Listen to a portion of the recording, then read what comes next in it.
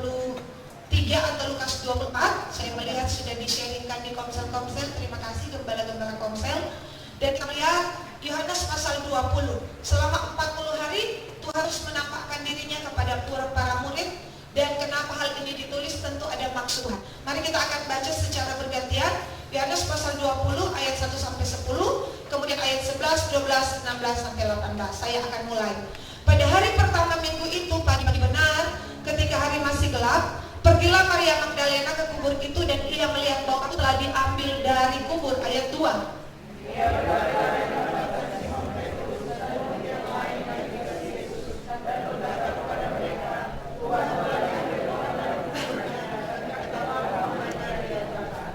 Maka berangkatlah Petrus dan murid yang lain itu ke kubur. Ayat 4.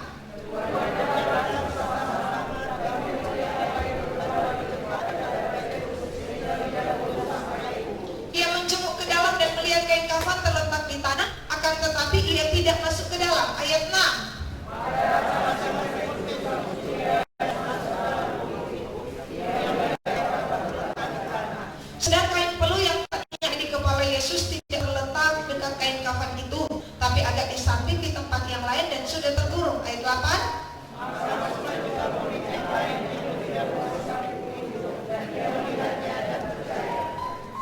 Sebab selama itu mereka belum mengerti isi kitab suci yang mengatakan bahwa ia harus bangkit dari antara orang mati. Ayat 10. 11. Tapi Maria berdiri dekat kubur itu dan menangis. Sambil menangis ia menjenguk ke dalam kubur itu. Ayat 12.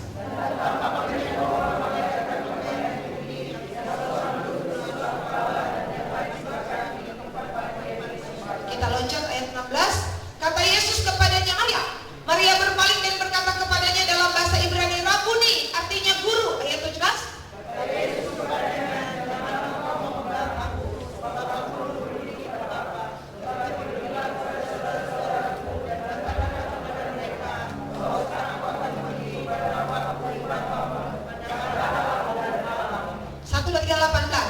Maria Magdalena pergi dan berkata kepada murid-murid, aku telah melihat Tuhan, dan juga bahwa dia mengatakan hal-hal itu kepadanya.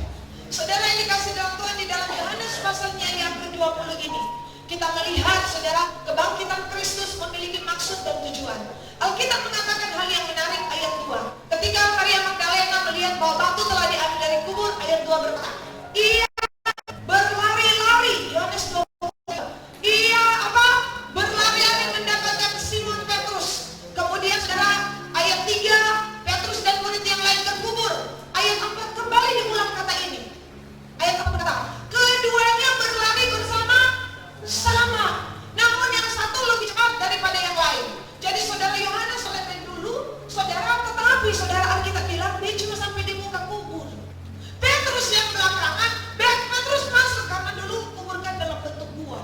Saudara, jadi saudara, Maria berlari-lari untuk memberitahukan hal itu. Murid-murid juga yang berlari bersama. Mungkin yang satu lebih cepat, atau yang dia sampai di muka kubur. Ketika itu kita bilang Petrus sehingga lebih dahulu sampai di kubur. Tapi ayat itu bilang ia menjenguk ke dalam dan melihat kain kafan terletak di tanah. Ayat 5 bilang tapi tidak masuk ke dalam. Maka datanglah Petrus yang rombongan lari berikutnya lihat, oh Petrus langsung masuk ke dalam. Tapi Alkitab tulis juga kemudian keduanya pulang. Tapi saudara, Maria Magdalena menunggu sampai dia berjumpa dengan Yesus dan dia mengatakan satu kata dalam bahasa Inggris, aku telah melihat Tuhan. I see the Lord. Saudara, kebangkitan Kristus mengingatkan saya dan saudara, jangan pernah berhenti mengikut Tuhan. Terus berlari. Bahkan terus berlari. Jangan saudara pikir titiknya sudah sampai di sini. Tidak. Tuhan tidak ingin kita cuma menjenguk seperti Yohanes. Kalau dulu sampai cuma menjenguk. Tuhan tidak ingin juga seperti Petrus cuma lihat kain kafan. Tapi Tuhan ingin seperti Maria. Maria berkata, aku telah melihat Tuhan. Saudara, banyak akan berhenti di posisi di tingkat mana saudara dia menganggap sudah cukup. Tidak. Memang kita lari cepat, mungkin kita lari bersama, tapi mungkin saudara secara usia, saya berpikir mungkin secara usia Yohanes lebih banyak olahraga daripada ini Petrus. Saudara ya, makanya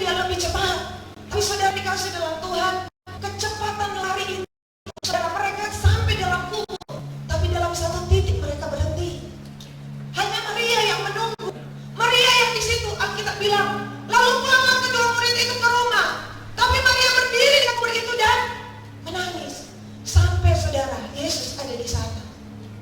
Seandainya para murid ini menunggu, berarti ada orang yang melihat Tuhan. Tetapi ada orang yang melihat Tuhan. Mereka memang lari. Satu titik Yohanes berhenti melanjutkan perjalanan. Kita seperti Petrus, kita pergi ke dalam dan kita pikir sudah cukup. Tapi kebangkitan Kristus mengingatkan saudara-saudara. Saya berhenti sampai aku telah melihat Tuhan. Jangan berhenti di titik tertentu. Ayo lari, ayo lari. Paulus berkata, seolah-olah ya aku mengejarnya, aku telah ditangkap oleh Yesus Kristus, tapi aku berlari-lari kepada tujuan, yaitu panggilan surgawi. Berlari, Paulus berlari. Bahkan Alkitab berkata, berlarilah begitu rupa. Saudara, karena pada zaman itu, saudara, ada sebuah gelanggang di Korintus, ada 3 yang berisikan orang-orang. Di sana saudara, orang yang lari cepat, orang yang sampai pada tujuannya akan mendapat hadiah, akan mendapatkan mahkota seperti daun cemara pada saat itu, saudara, kalau nonton film Romawi, dan akan dielulukan. Paulus bilang, sedangkan dorang cuma mahkota fana, apa lemoni mahkota abadi. Jangan mundur mengikut Tuhan. Kebangkitan Kristus. Ayo lari. Ayo, jangan pernah berhenti. Ayo ikut Tuhan.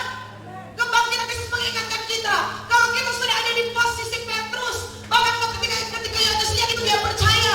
Jangan pernah berhenti sampai kita jumpa dengan Tuhan. Oh saudara, hari-hari ini ada banyak orang yang menghentikan langkahnya karena begitu banyak perkara yang terjadi dalam hidupnya.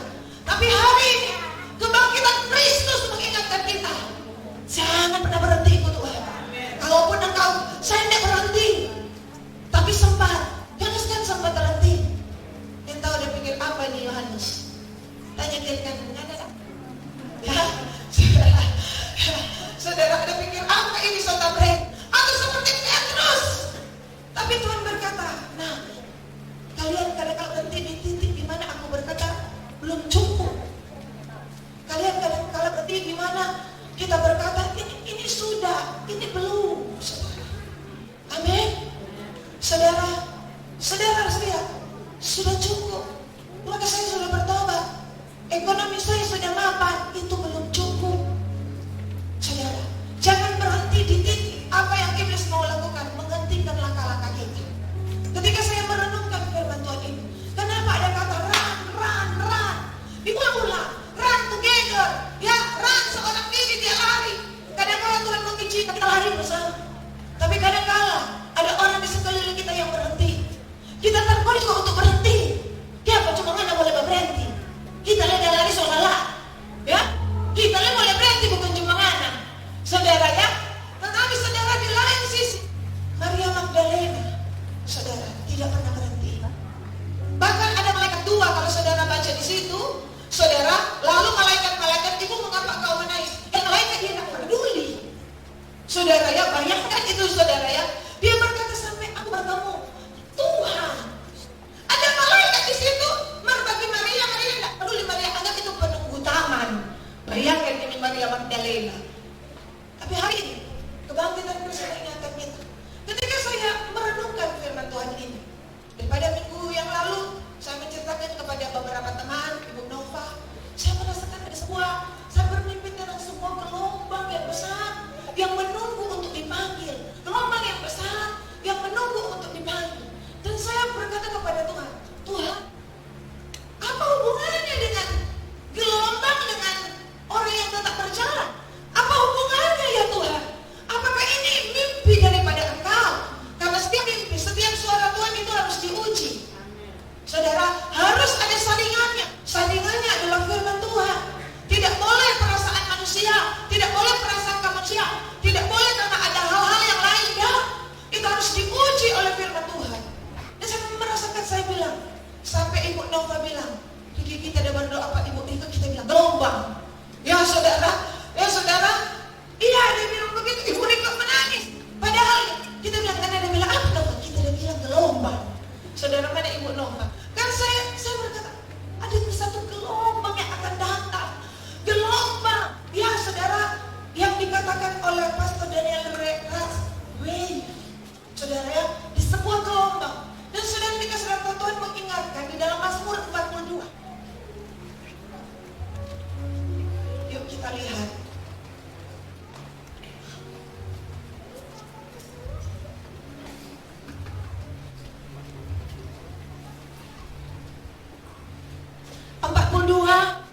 ayat 2 sampai 5. Seperti Musa yang merindukan sungaimu. Pengajaran Bani Korah ayat 1, dari ayat 1. Untuk pemimpin baduan nyanyian pengajaran Bani Korah. Seperti rusa yang merindukan sungai berair, demikianlah jiwaku merindukan Engkau ya Allah. Jiwaku haus kepada Allah yang hidup. Bilakah aku boleh datang melihat Allah?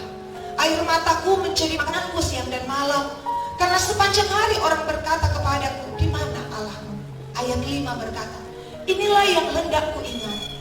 Sementara jiwaku gundah lana, bagaimana aku berjalan maju dalam kepadatan manusia, mendahului mereka melangkah ke rumah Allah dengan suara sorak-sorai dan nyanyian syukur dalam keramaian orang-orang yang mengadakan perayaan. Ayat 8. Ini yang saya katakan gelombang.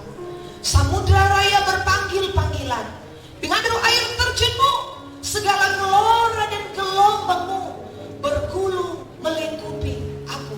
Lihat Inggrisnya.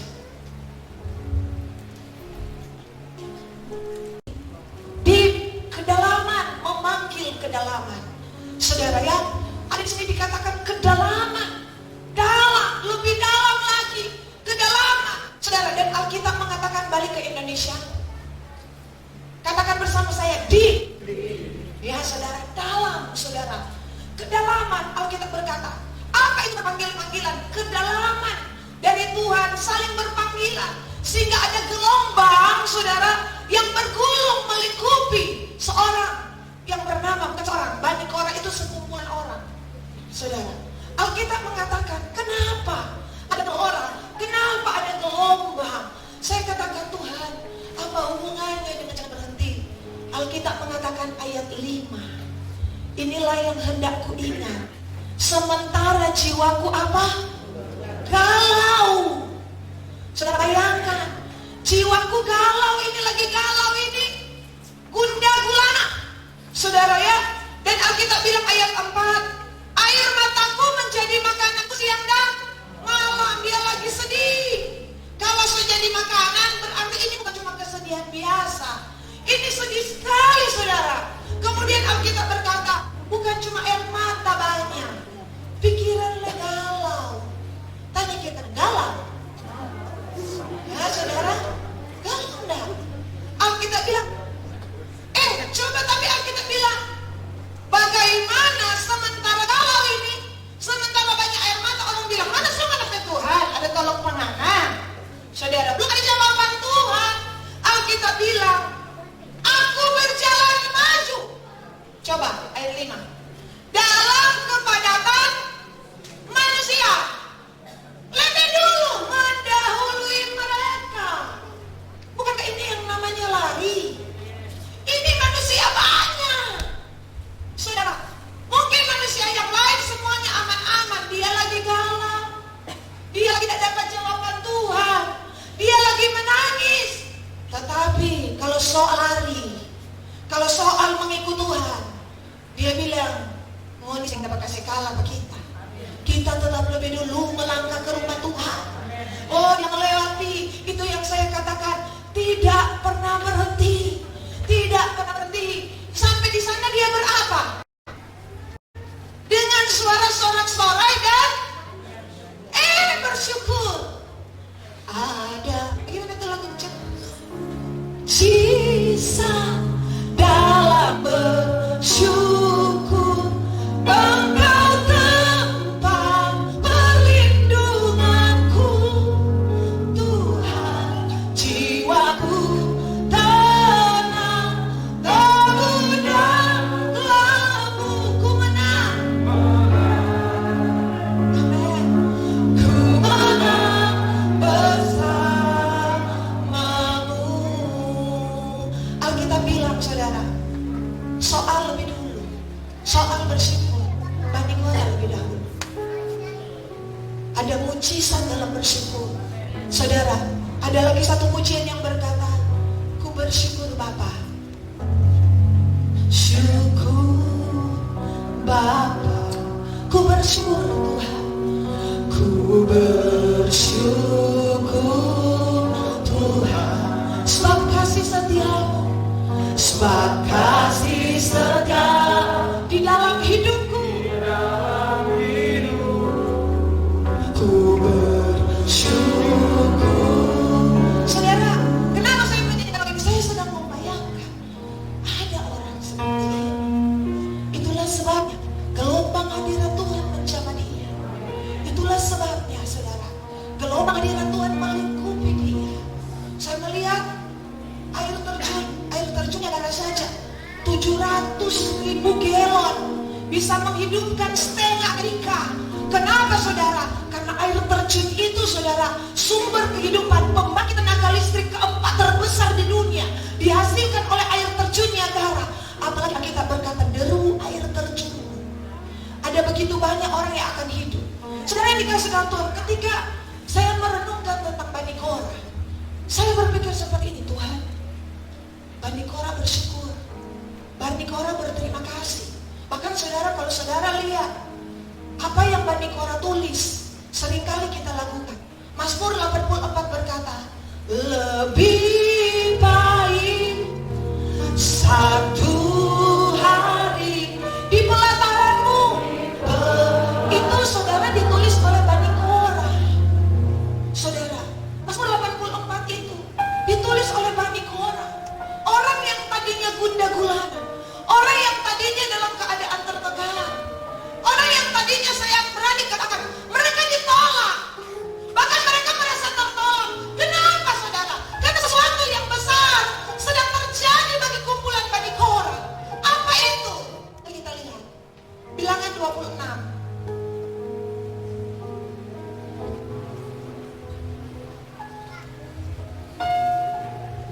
Bilangan 26. Pendeta James selalu baca ayat 9, 10 dan 11. Bilangan 26 ayat yang ke-9. Dan anak Eliab ialah Nemuel, Datan dan Abiram. Datan dan Abiram.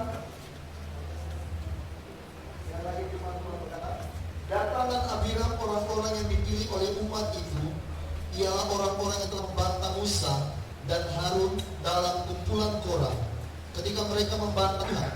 Tetapi bumi membuka mulutnya dan menelan mereka bersama-sama dengan Korah ketika kumpulan itu mati. Ketika ke-250 orang itu dimakan api sehingga mereka menjadi peringatan. Ayat 11.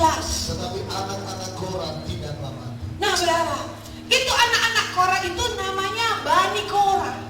Jadi Korah itu bukan cuma seseorang, tapi Bani, sekumpulan saudara ya, sebuah suku yang bernama Bani Korah. Saudara pikir gampang? Saudara, Bani Korah ini kenapa gundah gulana? Bani Korah ini kenapa menangis? Saudara, saya merasakan ketika saya berada, saudara, seakan-akan saya Bani Korah. Mereka punya ayah, namanya Korah. Korah sebenarnya artinya pemberani. Saudara, mereka adalah keturunan Lewi. Bersama dengan 250 orang, mereka memberontak terhadap Musa dan Harun. Ya saudara, tentang apa? Karena mereka berpikir bahwa engkau Lewi, kami juga Lewi. Persoalannya cuma itu. Mereka ingin dipakai lebih lagi saudara, melewati Musa dan Harun. Musa dan Harun tidak bicara apa-apa. Musa dan Harun hanya sujud menyembah, tapi Tuhan yang marah. Karena dianggap bukan oleh Musa dan Harun, tapi membantah Tuhan. Alkitab bilang, Datan dan Abiram kumpulan Korah ketika mereka membantah Tuhan. Saudara ya, ini mereka kan tidak bantah Tuhan, mereka bantah Musa dan Harun, tapi dianggap membantah Tuhan. Bahkan Musa berkata, apa yang aku ambil? Kalau saudara baca Bilangan 16, apa yang aku ambil daripadamu? Aku tidak pernah keuntungan apa-apa. Ya tetapi bersama dengan 250 orang kenamaan. Jadi orang-orang yang memiliki pangkat pada saat itu, mereka saudara bersama-sama. Tapi yang menarik ayat 11. Tetapi anak-anak Korah tidaklah mati. Saudara, ketika bumi terbelah, ini gempa bumi yang pertama mungkin yang ditulis oleh Alkitab.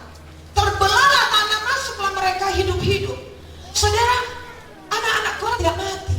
Saudara, saya membayangkan, walaupun ayah mereka yang berdosa, tapi sebagai anak ada sakit hati. Ketika mereka beradu pandang, saya membayangkan, ketika mereka beradu pandang dengan papa mereka Korah, dan ketika Korah luncur masuk ke, karena ini hidup-hidup bukan mati saudara. Alkitab berkata turun ke dalam tanah hidup-hidup. Ketika mereka beradu pandang, saudara, biar bagaimanapun anak-anak Korah telah memiliki cinta kepada orang tuanya. Biar bagaimanapun, saudara, ada sakit dalam hati mereka. Kenapa, saudara? Karena orang tua yang mereka cintai itu membantah Tuhan. Ketika masuk ke dalam tanah, bagaimana perasaan? Apakah Bani Korah tidak akan kecewa? Secara manusia dia bisa kecewa. Bisa kecewa terhadap Musa, bisa kecewa pada Tuhan. Tapi saudara lihat, melawan kekecewaan, saya melihat bahwa ketika gelombang hadirat Allah itu datang, saudara, saya dan saudara ini gelombang hadirat Tuhan datang, tapi kita akan melewati namanya ujian. Apakah bisa kita memaafkan? Apakah bisa kita mengampuni? Apakah bisa tidak ada kekecewaan dalam hati kita? Ketika saya membayangkan saja, jangankan Bapak Korah, mungkin sepupu kita saja, mungkin orang-orang yang kita cintai, friend, dan ketika dia masuk ke dalam tanah, saya percaya kalau ada kasih Tuhan dalam hidup kita, kita tidak akan berkirang. Kita pun akan menangis. Apalagi ini orang yang berhubungan darah, saudara. Dan ketika itu orang memandang anak-anaknya, saudara, apa yang akan terjadi? Hubungan itu tidak bisa dipisahkan, saudara. Tetapi Alkitab berkata, mereka tetap mencintai Tuhan. Mereka tetap percaya apa yang Tuhan buat itu yang terbaik. Saudara, ini kesempatan bagi kita di kebangkitan Kristus ini. Kenapa ini ditulis? Anak-anak Korah tidak punya lagi kesempatan berdoa untuk orang tuanya. Tapi saya dan saudara masih punya kesempatan. Kita orang tua, saudara, masih punya kesempatan untuk berdoa bagi anak-anak kita. Kita, saudara, yang ada keluarga yang belum diselamatkan, kita masih punya kesempatan untuk berdoa bagi mereka. Saudara, hari ini Tuhan mengingatkan kita. Kenapa? Karena gelombang itu akan datang. Yang kedua yang terjadi, ketika orang-orang ini masukkan sendiri di Korah, datang Abiram dan 250 orang masuk ke dalam. Setelah itu selesai, apa yang akan Israel pandang kepada Bani Korah? Mereka mungkin akan memandang, ini semua gara-gara anak Papa. Sampai ini semua jadi korban. Ada sebuah rasa tertolak dalam hidup mereka. Ada sebuah perasaan bersama, kalaupun orang Israel tidak berkata seperti itu, tapi ada sebuah hal yang mengganggu dalam hati mereka, dan itu sudah cukup untuk apa? Berhenti mengikut Tuhan.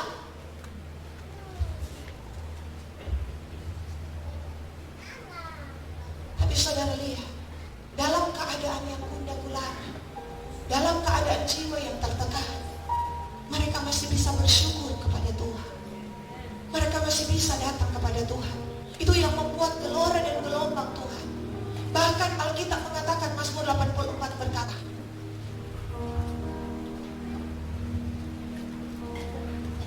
coba kita lihat.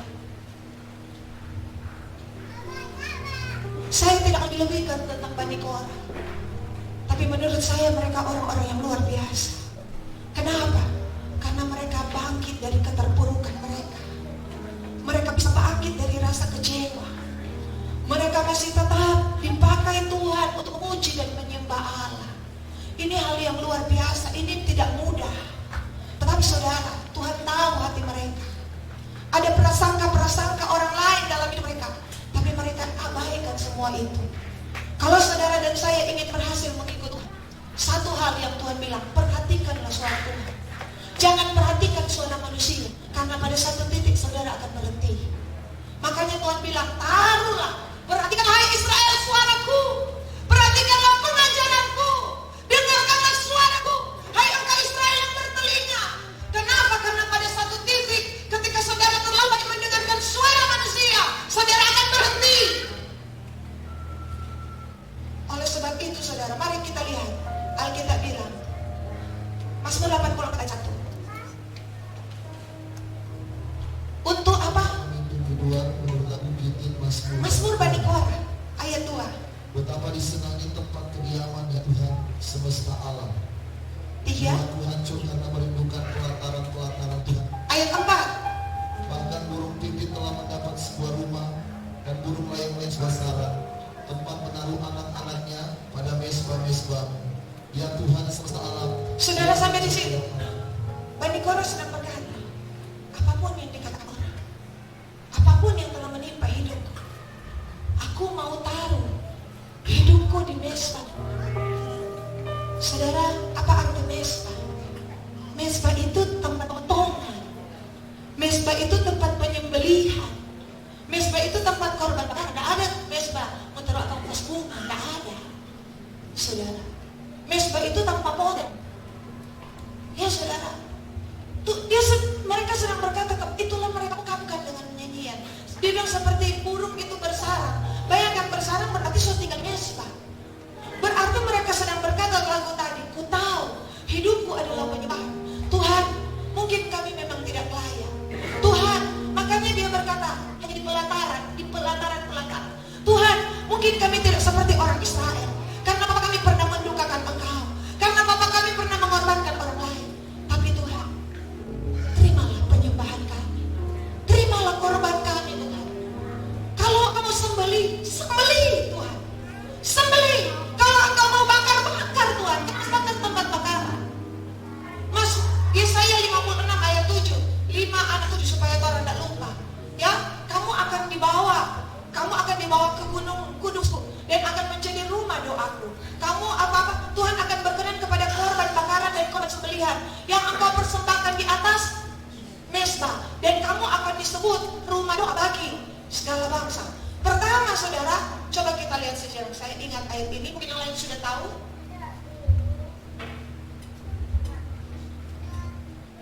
Ini waktu penutupan doa puasa kita ya, Ibu Lisa. Tuhan memberikan ayat ini pada lalu. Ku bawa ke gunung kudus dan diberi kesukaan di rumah doa. Aku akan berkenan kepada korban bakaran, korban sembelihan. Lihat saudara, di mesbah Tuhan tidak ada lain. Di mesbah Tuhan cuma ada korban bakar, korban sembelih, bakar dan potong. Dan Bani Korah bilang, Tuhan, tolong seperti gunung, tolong mau tinggal di tanpa potong. Ada yang suka begitu? Saudara, ada yang suka mau tinggal di tanpa potong? Saudara, seperti apa di sini dia katakan? Berlayang sebuah sarang. Sarang kan itu tempat tinggal. Saudara, tidak ada. Tapi berkata, sebab rumahku akan disebut rumah doa bagi segala. Tadi cuma rumah doa. Sekarang menaik rumah doa segala bangsa. Sebelum dia next level, saudara, dia harus lewat dulu, dipotong dan disembelih. Kalau enggak, kau bilang memang kamu sudah di gunung Tuhan jadi rumah doa, aku titik. Tapi memiliki otoritas atas bangsa harus lewat yang namanya proses. Korban bakaran, korban sembelihan di atas mesbah. Tuhan jadikan aku Tuhan mesbah doamu, rumah doa turun. Tetapi saudara, yang saya maksudkan, Tuhan akan bawa kita next level. Bukan cuma rumah doa titik. Bagian ayat saya bilang, rumah doa bagi segala bangsa. Ketika saudara berdiri atas Indonesia dan saudara kata, Tuhan ampuni bangsa kami. Ketika malapetaka hendak didatangkan bangsa kami, Tuhan lihat, aduh, ini boleh jadi karena orang ini sudah memiliki otoritas atas bangsa. Jadi Tuhan perhitungkan saudara, biar orang tinggal di daerah begini saudara, di Bitung, saudara pikir, oh tuh di Jakarta, tuh di Amerika, nah, Tuhan sedang melihat. Seperti Tuhan bilang Pak Abraham, kalau ada 50 orang benar, kalau ada 10. Dan Tuhan dapat di atas Indonesia ada orang. Orang yang bagaimana yang atas bangsa, ini bicara bangsa. Orang yang bagaimana, orang yang sudah melewati, dipotong, disembelih, dibakar. Kalau cuma rumah doa, kita berdoa ya untuk kita, pergumulan kita, itu baru bilang rumah doa. Tapi kalau sudah memiliki otoritas, saudara lihat orang-orang yang sudah memiliki otoritas seperti TB Yosua. Sementara khotbah, saya nonton di ini, tiba-tiba ada satu negara yang bernama Indonesia. Tuhan berkata, hai Indonesia, bayangkan dia khotbah di Jamaah Naskau, dia berbicara tentang Indonesia. Kenapa? Dia sudah memiliki otoritas atas bangsa. Saudara, dan Tuhan memperkenankan. Ada orang Indonesia di sini dan ada beberapa pastor Indonesia waktu itu ada ikut.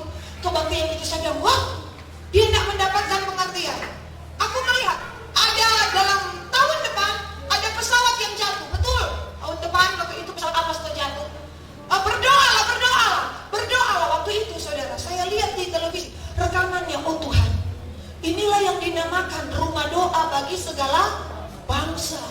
Saudara, kita sudah memiliki otoritas atas kota. Lihat lalu padai. Orang berkumpul di sini. 27, 28 Januari, live sungai di gunung. Orang berdoa, kami tahan badai.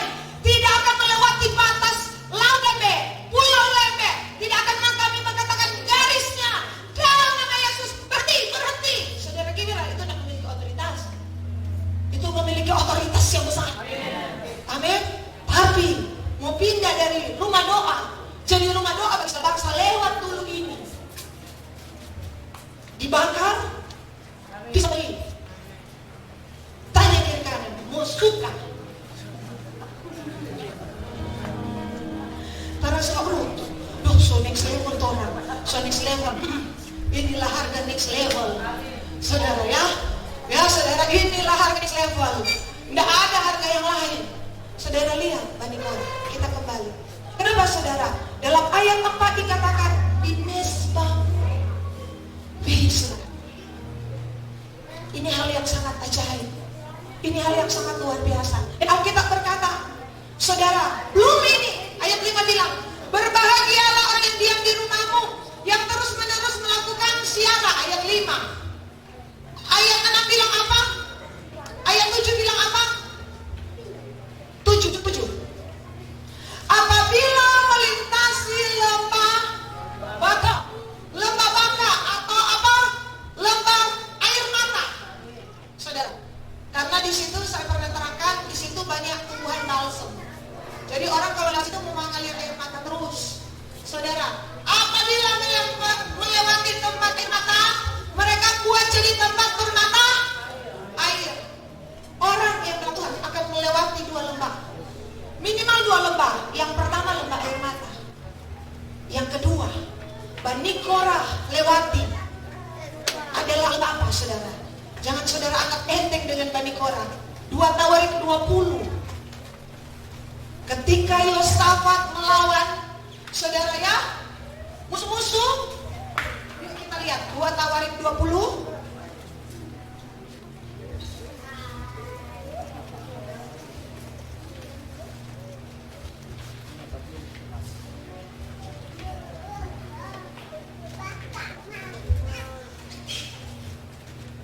Tawarik 20 ayat 18. 2 Tawarik 20 ayat 18. Lalu berlututlah Yosafat dengan mukanya ke tanah. Ya. Seluruh Yehuda dan penduduk Yerusalem sujud di depan Tuhan dan menyembah kepadanya karena ada musuh. Yosafat menjadi takut. Siapa yang memuji Tuhan? Ayat 19.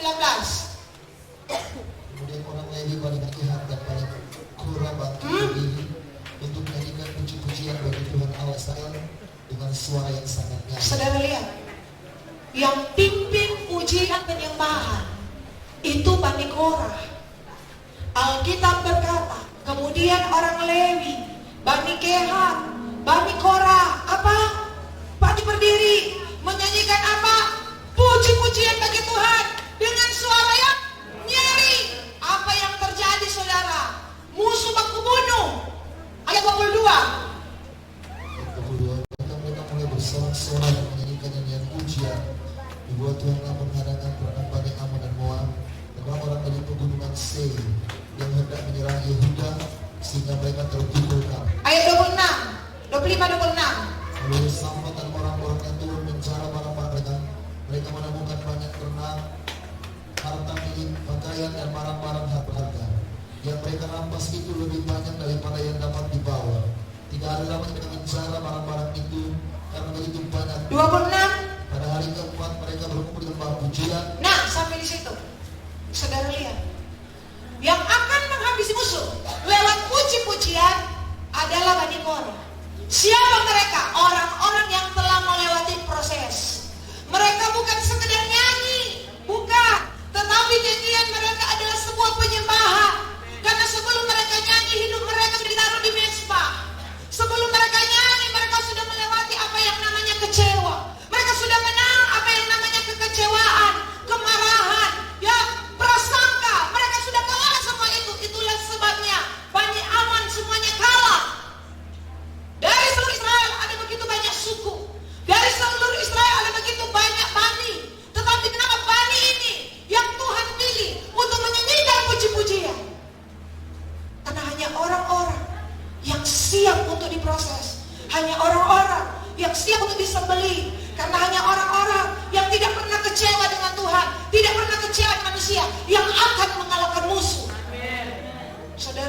itu Daud.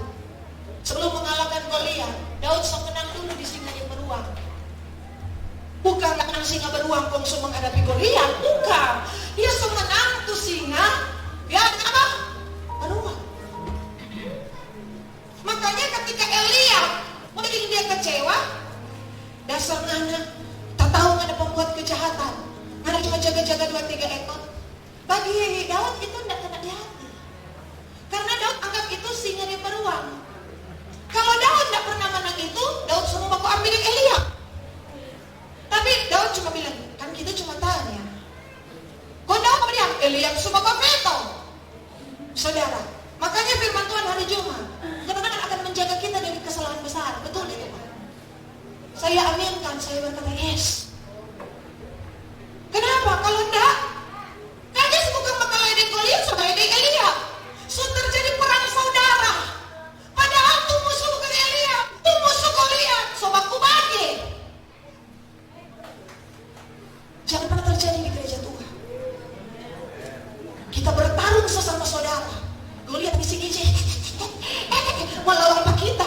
Belum lewat lawangan sampai kemarahan, belum lawangan sampai kecewa, belum lawangan sampai egois, dan semua lawan apa kita?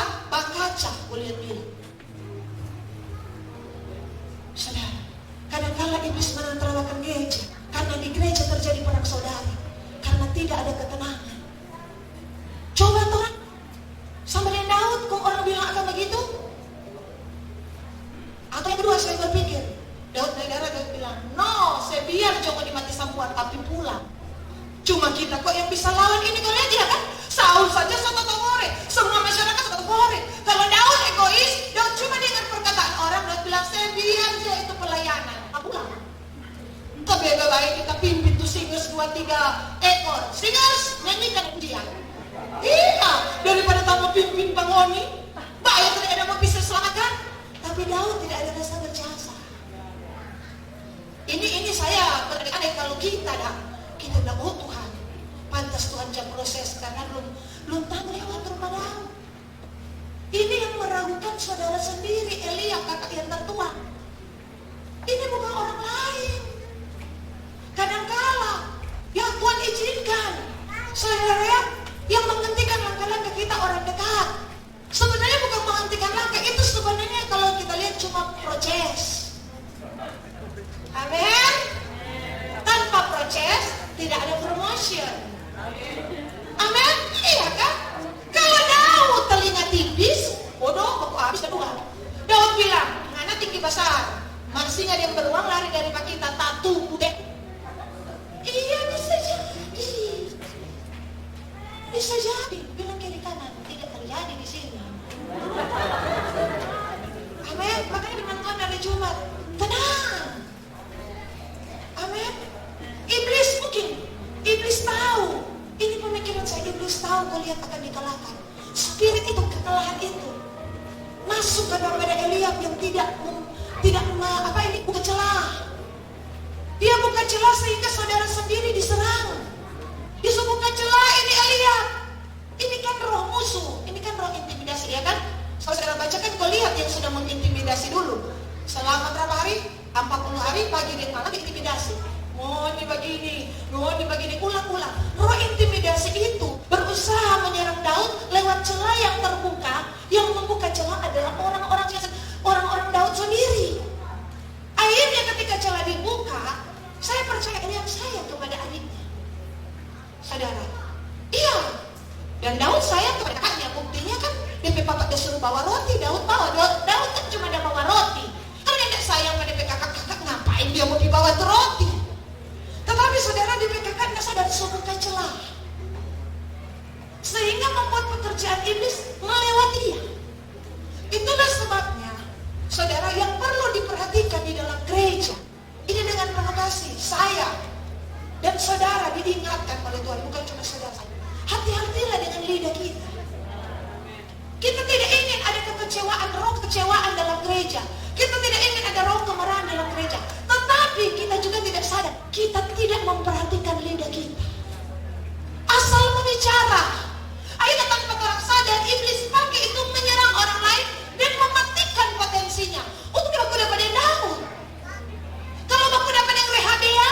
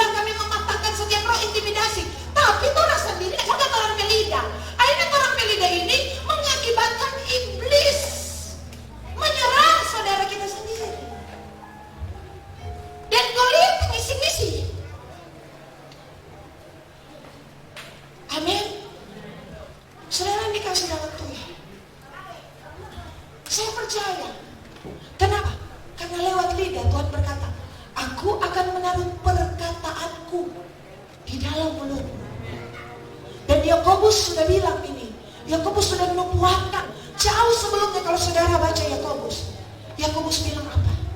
Kita semua binatang di dunia ini ada DP pawang. Iya, dari binatang besar sampai binatang buas. Gajah ada pawang gajah. Ular, pergi di India ada pawang ular. Jadi saudara, ini ular mau bateto pawang cuma jahat atom. Ya, tetapi ada satu yang tak ada di pawang, lidah. Manusia tak bisa jadi pawang. Iya, Yakobus bilang. Dan lidah ini merusak hutan. Dia bilang apa? Apa gunanya sebuah kapal berton-ton kilogram, tapi hanya diatur dengan satu kemudi, setir. Setir cuma kecil, itulah lidah. Tapi DP akibatnya kapal bertonton bisa tabu balik. Kalau apa? Salah putar. Terjadi atas bangsa-bangsa. Satu negara bisa sampai runtuh gara-gara hoax. Betul atau benar? Hele satu negara kalau hendak dibukakan, saudara bisa runtuh, apalagi gereja. Makanya Alkitab berkata, aku akan menghukum orang-orang gegabah. Apa tuh gegabah? Yang tak pikir panjang, so bicara. Yang tak pikir panjang, so bertindak. Pikir dulu, kalau kita bicara ini akibat apa? Kalau kita bicara begini, DP dampak apa? Jangan-jangan bisa seperti Rehabia, bikin belah Israel jadi dua. Saudara, tapi di lain sisi kita juga harus memiliki satu hal, dengarkan suara Tuhan, bukan manusia. Itu yang akan buat kita kuat berlari. Bani Korah dipilih untuk mengalahkan saudara ya Bani Amon, Bani Moab, 3 sekutu kan. Wah saudara, Bani Korah bahwasanya untuk selamanya kasih setianya, itu kan orang nyanyi. Bahwasanya untuk selamanya, ini bukan slogan. Mereka sudah hidupi selama hidup. Aku melihat orang tuaku, aku melihat kekecewaan, aku melihat semuanya, tapi aku tetap berkata bahwasanya untuk selamanya kasih setia. Pica itu musuh. Saudara, ini orang yang tidak berdusta. Di tempat tersembunyi, yaitu di tempat mesbah, yes. Dan di tempat peperangan, yes. Dia tidak hidup duka. Dia tidak hidup cemar. Tidak hidup cemar. Kalau sampai dia hidup cemar dan berkata bahwasanya untuk selamanya kesetiaannya, musuh tidak akan kalah. Bisa jadi dia yang kalah. Itu sudah dibuktikan ketika memindahkan tabut dari rumah Obed-Edom. Usaha hidup 2 muka. Dia anak imam, tapi dia juga hidup tidak benar di hadapan Tuhan. Dia sambat itu, dia pegang mati. Ini mengingatkan kita, jangan hidup di gereja, haleluya, di luar gereja, haleluya. Orang mesti hidup sama, di gereja dan di luar gereja sama. Amin. Supaya iblis tahu ini orang yang punya. Yang kedua yang dilewati Bani Korah tadi lembah air mata. Yang kedua lembah pujian. Kan Alkitab bilang, maka tempat itu disebutkan orang lembah pujian, house of barakah, house of praise. Ya, tempat, ya, the valley of praise, the valley of worship, the valley, saudara ya, lembah. Orang yang menang hari-hari ini adalah orang yang tak bersyukur. Alkitab berkata, aku akan menyelubungi. Ya saudara, Mazmur 84 kembali. Aku akan menyelubungi tempat itu dengan berkat. Alkitab bilang 84 ayatnya. Alkitab bilang, bahkan hujan pada awal musim menyelubunginya dengan berkat. Oh Tuhan, air mata dari mata air kontama lagi dengan berkat luar biasa itu Tuhan. Bahkan Alkitab berkata, mereka berjalan makin lama makin kuat hendak menghadapi Saudara tahu, nubuatan tentang Sion Tuhan wahyukan kepada Bani Korah.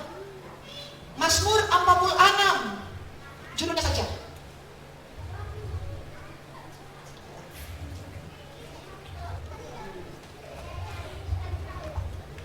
Mazmur 46 ayat 5. Pendeta James, tolong. Kota Allah, kediaman yang maha tinggi, disukaikan oleh aliran-aliran seluruhnya. Ya. Ayat 6. Allah ada di dalamnya, kota itu tidak akan goncang. Allah akan menolongnya menjelang pagi. Ayat 1. Untuk pemimpin bidadari Bani Korah. Coba lihat Mazmur 87. Hendak menghadap Allah tadi kemana? Di Sion. Mazmur 87 ayat 1. Mazmur Bani Korah, satu nyanyian. Apa itu judul? Sion, kota Allah. Ayat 2 berkata apa? Tuhan lebih mencintai pintu gerbang Sion daripada segala tempat kediaman Yakub. Ayat 5. Tetapi tentang Sion dikatakan seorang akan dilahirkan di dalam. Saudara, pewahyuan tentang Sion, bahwa ada pembangunan di Sion, Tuhan wahyukan sebelum itu terjadi. Tuhan sudah bicara kepada Bani Korah. Bani Korah mendapatkan pewahyuan yang progresif. Bani Korah mendapatkan pewahyuan apa yang akan Tuhan kerjakan pada masa yang akan datang. Kenapa? Karena Bani Korah, saudara, adalah orang yang menang. Amin. Saudara yang dikasih dalam Tuhan, Tuhan mau bicara banyak hal. Makanya saya katakan, jangan kita berhenti di satu titik. Jangan kita berhenti di satu area. Kenapa? Tuhan mau bawa kita lebih lagi. Bahkan dia berkata, lebih baik satu hari di pelataranmu daripada 1000 hari, daripada 1000 hari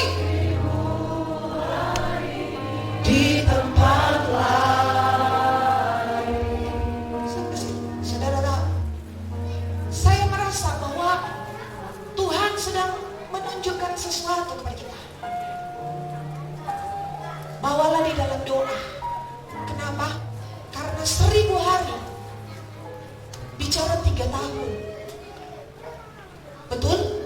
1 tahun kan 365 hari. Kalau 1000 hari bicara 3 tahun. Dalam waktu 1 hari Tuhan akan berkati dengan berkat 3 tahun. Lebih baik. Dan saya mendapatkan ayatnya, saudara. Saya berkata, Tuhan, apakah ada maksud untuk gereja ini? Kalau memang lebih baik 1 hari di pelataran Tuhan daripada 1000 hari, saudara, 1000 hari bicara 3 tahun. Adakah di dalam firman-Mu ada berkat 3 tahun yang Tuhan bisa berikan dalam 1 hari? Ternyata ada, saudara. Coba kita lihat Imamat 25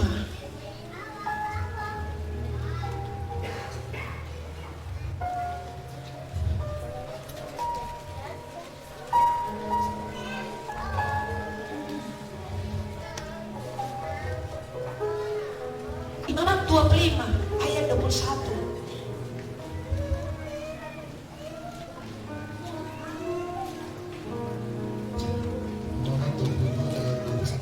Yuk baca sama-sama. Maka aku akan memerintahkan berkatku kepadamu dalam tahun yang ke-6 supaya diberikan hasil untuk 3 tahun. Berkat 3 tahun Tuhan berikan dalam waktu 1 hari. Berkat 3 tahun Tuhan kumpul itu menjadi berkat diberikan waktu dalam waktu 1 hari. Coba aja naikkan pujian itu. Lebih baik. Saudara, yang pertama, Tuhan sedang mengingatkan kita, nah, aku yang memelihara hidup. Ini 2019, 2020, 2021, 2022. Aku yang menjamin engkau. Selama 3 tahun ke depan, jangan engkau pernah takut. Aku yang memelihara hidupmu. Aku yang memelihara hidupmu. Saya percaya. Bahkan saya katakan kepada suami saya, Pak, apakah ini signal dari Tuhan?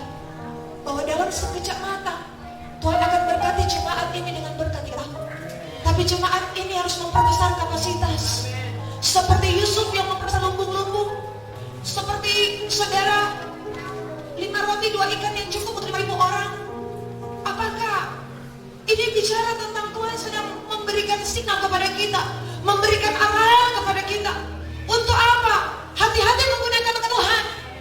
Apakah Tuhan sedang mengatakan bahwa aku akan buka satu kesempatan yang ajaib dalam hidupmu, dan berkat 3 tahun itu aku akan curahkan sekali? Kenapa? Kalau saudara lihat, karena ke depan akan ada masa susah, ke depan akan masa sukar.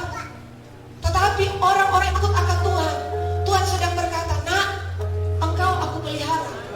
Hari ini saudara harus latihan. Saya diingatkan begini, waktu Elia di Sungai Kerit, datanglah burung gagak membawa apa? Roti dan apa? Hah? Ayam. Daging. Bawa roti dan daging. Oh, bawa. Elia di mana ini? Sungai Kerit. Yuk kita baca 1 Raja-Raja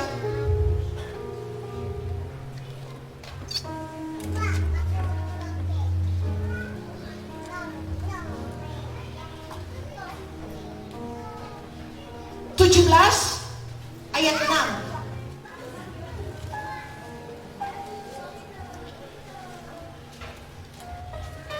Pada waktu pagi dan petang, burung-burung gagak membawa roti dan daging.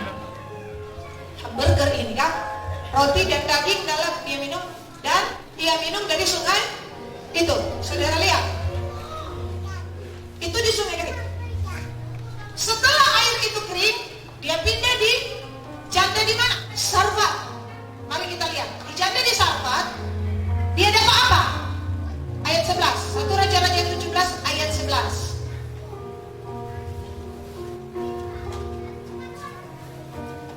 Coba pendeta James. Karena pendeta James sudah berpengusaha ini.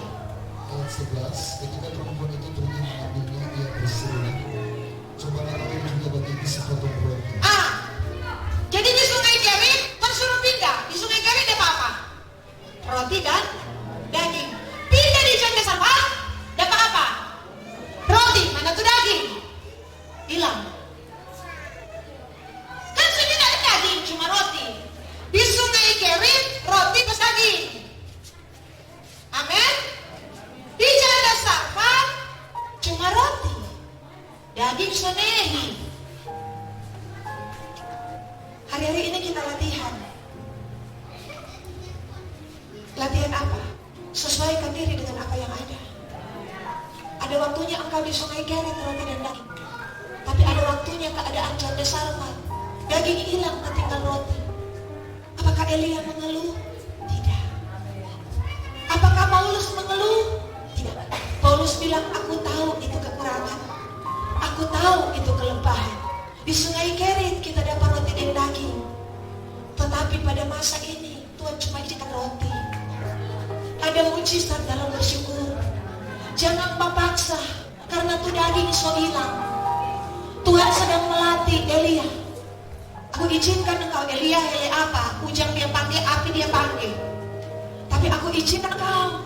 Apakah engkau bisa melewati apa yang namanya penguasaan diri? Kalau hari-hari ini orang lagi roti dan daging, sapu, pilih. Tapi kalau sekarang orang roti, jangan coba-coba beli daging, karena doinya gak cukup. Jangan paksa diri mau beli daging, jangan paksa diri, karena hamba Tuhan harus hidup dengan apa yang ada. Tuhan izinkan kadangkala kita berlimpah, tapi kadangkala Tuhan izinkan kita berkecukupan. Ada berkecukupan, ada berkelimpahan. Kalau pada masa kecukupan, jangan utang demi kelimpahan. Kalau pada masa Sungai Kerit, Kentucky sapu. Tapi pada masa janda di Sarfat, bilang Kentucky, tenang, Tuhan akan buat terobosan. Nanti sekali-sekali Tuhan hibur. Ada yang telepon, mari kita mau traktir. Saudara pergi. Amin. Tapi kalau dalam masa kesesakan, jangan coba-coba setel-setel sama orang memanggil kamu mau traktir, mau sombong. Padahal keadaan lagi seperti Sarfat. Dia mau mau hidup sama di sungai Kerit, terimalah dengan ucapan syukur. Amin. Kalau biasa suami kirim, saya transfer. Ini sekarang Pak, tunggu, puji Tuhan. Amin. Berarti kasihan Papa berusaha sementara ada olah di Sarfat. Amin. Amin. Jangan daging. Kau Tuhan bilang, di balik ada di Kerit. Saudara tahu apa tuh Kerit? Pemotongan. Mau balik ulang bilang, enggak, torang, ya saudara, dalam kekurangan orang dan lain-lain. Amin. Dari sungai Kerit Elia lulus. Tuhan naikkan bertemu janda Sarfat. Elia lulus. Jangan saudara ke bawah. Ekonomi mungkin pas-pas, tapi saudara tahu, dalam soal rohan saudara sedang dibawa next. Amin. Kalau dalam keadaan sungai Kerit, saudara pakai pesan tuh saudara lihat di internet, sapu, tiba-tiba ting tong paket. Tapi kalau keadaan Sarfat jangan kurang paket terus. Saudara bisa susah. Kenapa saudara? Karena Tuhan sedang ajari. Nah, aku sering izinkan kau pindah Forsnelling. Kita mau lihat supaya kalau aku beri kau berkat 3 tahun, engkau tahu menggunakannya. Nyadar salah menggunakan. Lihat saudara Yusuf tahu dia simpan itu 7 tahun. Saudara pikir, saya pikir begini. Dia dapat ilmu di mana? Mau bikin ventilasi supaya itu gaduh yang membusuk. 7 tahun tersimpan nggak bisa keluar. Dia bisa ventilasi, kemudian dia bisa awetkan. Zaman bahla itu, saudara, Yusuf bisa dapat hikmat untuk bagaimana selama 7 tahun Nek boleh keluar gudang. Karena apa? Nek 7 tahun sana ada masa susah. Semua nih sekarang dengan apa yang ada. Nanti ketika itu baru kita membuka ini lumbung-lumbung. Supaya baru tidak salah. Tuhan sedang mengarahkan kita. Saya yakin dan saya percaya. Berkat dalam waktu 3 tahun Tuhan limpahkan puff. Tapi itu hanya bisa pada orang yang dipercaya. Kalau enggak, berkat 3 tahun bisa habis dalam waktu 3 hari. Beda apa berkat wow, dia kelilingi ini Indonesia. Sebelum dompet tinggal 30.000 dia tidak kembali-balik. Ini andai-andai. Kita pernah baca tuh. Ini apa? Orang yang tinggal di jembatan mungkin kita pernah saksikan. Kau dapat apa kalau di Amerika lotre? Dia dapat 1 M. Kau 3 bulan kemudian dia tinggal di bawah situ. Kok orang tanya, bagaimana dapat 1 M? Pokoknya dia bilang, pokoknya tuh kita boleh pergi, kita pergi. Tuh kita boleh bajudi, kita bajudi. Tuh kita pakai, kita pakai. 3 bulan. Dia sekolah di situ, itu kisah nyata. Dan orang itu berkata bahwa ternyata lotre menyesatkan orang. Bukan lotrenya, orang itu tidak tahan tentang proses uang. Orang itu tidak tahu mencukupkan diri dengan apa yang ada. Jangan bilang kalau Tuhan kasih begini, kita bisa belum tentu. Karena tipu daya kekayaan itu berbahaya. Hanya bisa dilawan dengan apa? Penguasaan diri. Amin. Jadi saudara hari ini, saya tidak tahu saya dan saudara ada di posisi mana. Di Kerit kah? Atau di Sarfat kah? Amin. Coba colek. Amin. Kayak di mana ini? Oh, ada di sini. Ya, justru di Sarfat mengajar kepada siapa ini? Janda. Dahulukanlah Tuhan. Ini benar-benar masuk akal. Biar susah ya begini. Kau mendahulukan Tuhan daripada kepentinganmu. Janda itu makan gratis 3 tahun 6 bulan. Buli-buli tempayannya tidak pernah kosong. Saudara, kadang Tuhan bawa kita di saat sedikit pun, apa kita akan mengutamakan pekerjaan Tuhan atau pekerjaan diri kita sendiri? Itulah pencobaan berikutnya. Saudara ya, itu adalah persoalan berikutnya, saudara. Ya saudara, di mana hati kita mau memberi untuk Tuhan? Saudara dikasih dalam Tuhan. Mengakhiri tentang Bani Korah ini, saya terlalu yakin ada hal yang besar yang akan Tuhan kerjakan di tengah-tengah kita.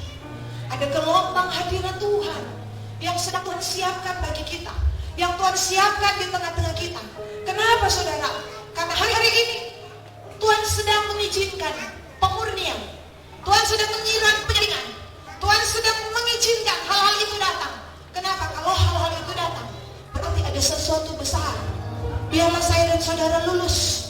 Biarlah saya dan saudara seperti Bani Korah menempelkan hati kita kepada Tuhan, sehingga Bani Korah berkata, ada kota yang tidak akan goncang, yang di dalamnya ada sebuah sungai. Ingat 5 tahun lalu firman Tuhan ini diberikan. Ya Ibu Nova, betul? Waktu mau kerusuhan kota ini. Dan saya masih ingat sampai hari ini. Tuhan memberi firman. Waktu itu ajang di muka Kapolres. Ya, dan kita berdoa. Ibu Nova kan dapat ayat. Ibu Nova berkata, Ibu Kepala, kota ini tidak akan goncang. Allah ada di dalamnya. Kami bakar kereta-kereta perang. Itu kan ayat selanjutnya. Kami bakar, saya ingat ayat ini. Kenapa? Aliran sungai dari mana? Itulah Yehezkiel 47. Yehezkiel 47 ayat terakhir. Yuk kita lihat.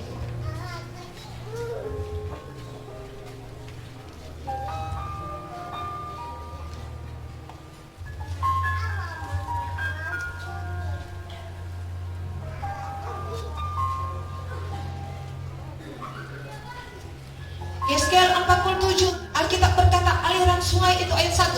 Pendeta James, tolong baca. Kemudian ia membawa aku kembali ke pintu bait suci, dan sungguh ada air keluar dari bawah ambang pintu bait suci itu dan mengalir menuju ke timur. Sebab bait suci juga menghadap ke timur, dan air itu mengalir dari bawah bagian Ayat 3. kanan. Ayat 3. Sedang orang itu pergi arah timur dan memegang tali pengukur di tangannya. Ia memukul Ayat 8. Ia berkata kepadaku, sungai ini mengalir menuju wilayah timur dan menuju arah Yordan dan bermuara di laut Asin, air yang mengandung garam 9a. menjadi bawah, sehingga kemana saja sungai itu mengalir, segala makhluk hidup yang berkeliaran di sana akan hidup. Alkitab bilang ayat 8, sungai ini mengalir menuju wilayah timur dan menurun ke arah Yordan dan bermuara di laut Asin. Laut Asin atau laut mati. Laut mati tidak ada kehidupan. Saudara pergi ke Israel, kenapa? Kadar asinnya terlalu tinggi.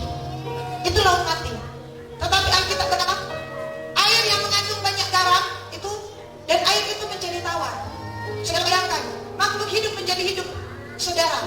Dan saudara tahu hari-hari ini, saya tidak tahu apakah ini menunjukkan memang yang akan terjadi. Para ahli telah menemukan dan melansir nubuatan Yehezkiel 47 sekarang sedang terjadi di laut Asin. Kenapa? Karena laut mati itu yang kadar garamnya tinggi, di cekungan dalam ada makhluk hidup. Saudara, ada makhluk hidup. Mereka melansir dengan ini kata-kata zaman. Saudara boleh lihat di Google. Sesuatu sedang terjadi. Tapi sebelum mereka tanya, saudara, ini kata-kata zaman. Tuhan sedang memperingatkan kepada saudara, kalau air kehidupan dari bait suci itu, air hadirat Tuhan itu, air Roh Kudus itu datang, maka yang mati bisa menjadi hidup. Apa yang tidak mungkin bisa menjadi mungkin. Alkitab berkata di pintu gerbang itu diukur 1000 hasta. Saya mencari 1 hasta sama dengan 14 senti atau 1 langkah manusia. Jadi kalau mau ukur simpel, ini 1 hasta, 2 hasta, 3 hasta, 4 hasta, 5 hasta. Dari ujung sampai sini ada 1000 hasta. Saudara, ada 1000 langkah. Dan diukur lagi kedua, sampai di lutut 1000 hasta lagi. Berarti 2000 langkah. Ya saudara, di sini lagi 1000 langkah. Sampai tenggelam ada 4000 langkah, saudara. Untuk apa, saudara? Ini yang saya percaya diperbesar, diukur atau di stres. Ada 1000 langkah pengorbanan. Ada, tapi itu Tuhan bilang belum cukup, nah. Ada 2000